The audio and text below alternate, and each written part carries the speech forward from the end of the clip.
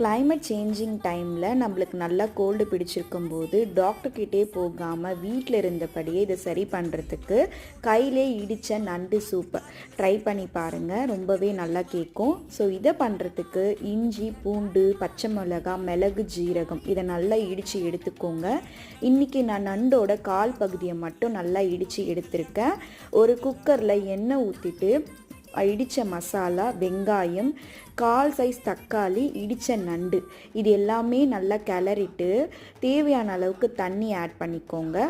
கொஞ்சமாக மஞ்சாத்தூள், தனியாத்தூள், தேவையான அளவுக்கு உப்பு இது எல்லாமே போட்டுட்டு நல்லா கிளறிட்டு ஒரு 3 லாங் விசில் கிட்ட விட்டு எடுத்துக்கோங்க. லாஸ்ட்டாக இந்த நண்டு சூப் கொதிக்க விட்டுட்டு மிளகுத்தூளும் கொத்தமல்லி இலையும் போட்டு இறக்குனீங்கன்னா நல்ல காரசாரமான நண்டு சூப் ரெடி ஆயிடுச்சு. இதை சின்னவங்கலேருந்து பெரியவங்க வரைக்குமே குடிக்கலாம். கண்டிப்பாக ட்ரை